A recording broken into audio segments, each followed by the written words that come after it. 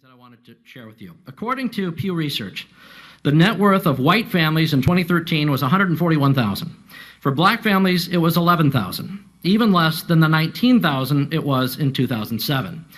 According to economist Edward Wolf of the University of New York, excluding vehicles and other durables, the median black family worth is just $1,700, while 40% of black families have zero or negative wealth. White family worth, in terms of financial worth, is 69 times more than that of black families. Given this disparity, how can you argue that racism is not a driving factor in income inequality? Because it has nothing to do with race and everything to do with culture. And when you have a culture that doesn't, you know what? Explain to me. You explain to me why black kids aren't graduating high school. Explain that one to me. Explain to me why black kids are shooting each other in rates significantly higher than whites are shooting each other. Explain to me why 13% of the population is responsible for 50% of the murder. Explain to me why the number of black kids in prison, not for innocent reasons, not for walking down the street and getting pulled into a prison, is so high. Explain, if it has nothing to do with culture, explain to me why the single motherhood rate in the black community jumped from 20% to 70% in the same course of time that the civil rights movement has made such tremendous strides. Is America more racist now than it was in 1960? And if it is, please explain to me how that happened. So what do I think those riots are? I think they're depravity, I think they're thugs, and I think if you really want to make a difference, Thurgood Marshall, who grew up just 2 blocks from there, did such a thing, who was a contemporary of Martin Luther King. Now I'd like to skip over to Dr. Seacrest. I look at the Baltimore uprisings as more than just riots, right? I hate the idea when you say thugs and riots, right? White people riot as well. When y'all win Super Bowls 2 years in a row, y'all get off the hook. Don't make it seem like it's just Baltimore getting upset. So my 30-second answer is I feel the frustration of what's happening in the community, and I think it's a symptom. The uprisings are a symptom of a pressure that's been unaddressed for too long. I'm offended by the language of uprising applied to people who are breaking into other black people's stores and looting them. This is a lack of values. And people who are destroying private property, destroying cop cars, in an uprising against what exactly? Against the black police chief, against a mostly minority police force, against the black mayor, against the black president, against the black attorney general, against against a city council that is 9 of 15 are black and all 15 are elected Democrats. What is the uprising against? What is it seeking to achieve? I still don't see what exactly the riots are seeking to achieve. Bottom line is, this is all... It all could be boiled down to just act like a mensch. Act like a human being.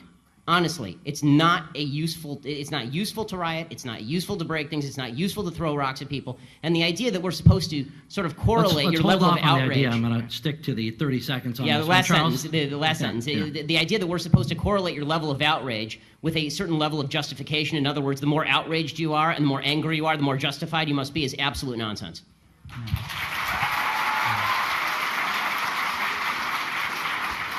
Then, since the issue of disparity has come up a number of times, when does disparity not indicate racism?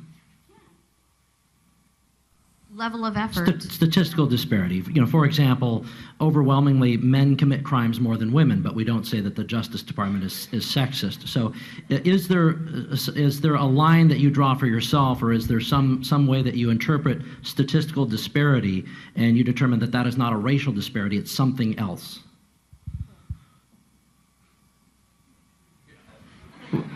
Well, we can return to it. That's okay too. Ben, did you want to? Yes, it's called evidence of racism.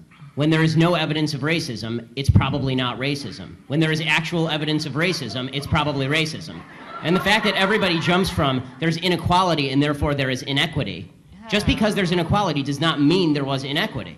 But there has to be racism. You can't say there's no racism. Without evidence? No. I'm just saying that I don't know which animal. Maybe we're talking about dogs or something. I'm talking about human beings, and I'm like, human beings are most likely going to have racial prejudices. I'm just so sorry.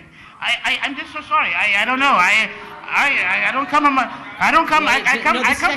from planet Earth. Charles, I want to ask you a question. So your default is that when there is no evidence, racism is the deciding factor. That is No, it's not saying that. I'm just saying that you're going to have sexists, you're going to have racists, you're going to have all this stuff. I mean, I'm just saying that... I agree it exists, but the problem that I'm seeing, and this is the problem with the general conversation, is that there's no solution in simply saying there's racism out there. How does that solve anything? I mean, when you talk about there's institutional racism, what does that mean? Show me a law that is racist in intent, and we will agree. Show me a police officer who commits a racist act, like we saw in South Carolina, right, where a police officer shot a black man running away, and it was obviously unjustified, and I will agree. But you need... The idea that you can craft a narrative based on no racism because it just must be somewhere out there in the ether, that doesn't solve problems for anybody and creates more problems for people because now they grow up in a milieu and an environment where they are told that every obstacle they face is from some shadowy, nameless, faceless group who is out to get them simply because of the color of their skin. They'll never succeed in that environment.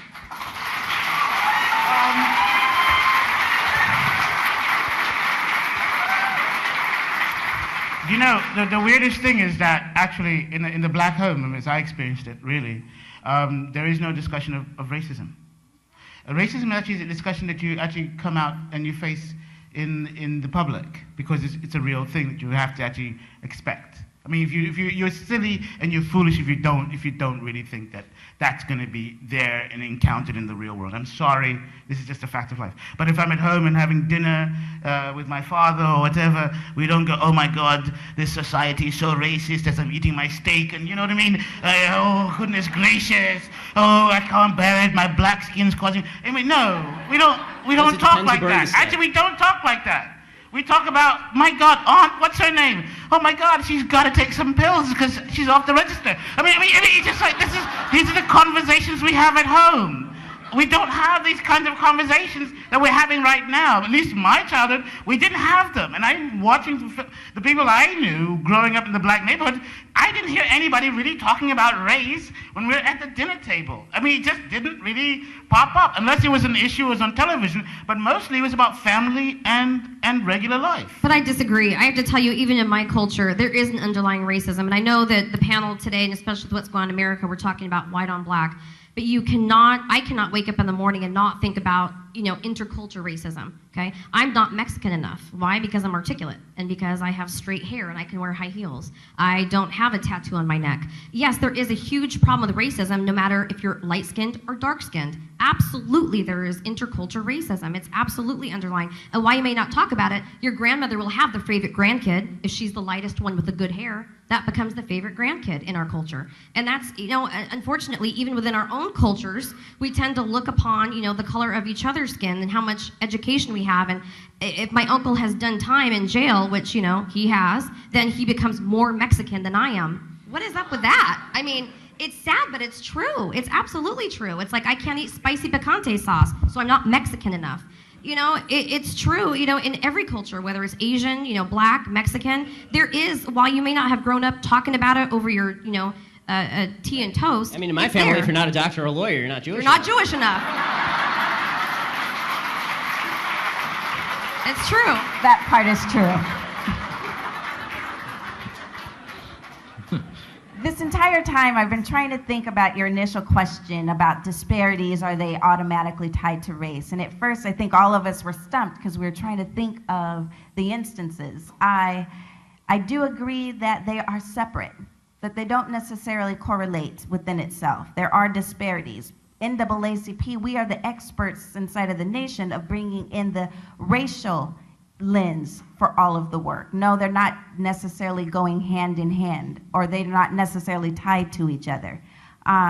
So that's how I would answer it. No, they don't have to go together. My job as a civil rights attorney is to be able to make you see race at every given opportunity, but no, it's not present in each and every single disparity.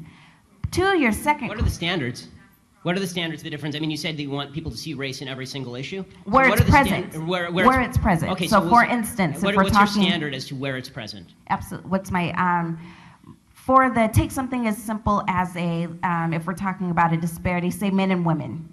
My job would be to show what does that look like when you have women from a different group, communities of color. What does it look like when we're talking about a woman who's working or stuck in a minimum wage job, not as a starter, but for her career. Right. No, I guess the what does question I'm that look asking like? more And so we specifically. bring in the racial dynamic of Right. how that affects. No, I understand that. The question that I'm asking is, when do you decide something racist has occurred?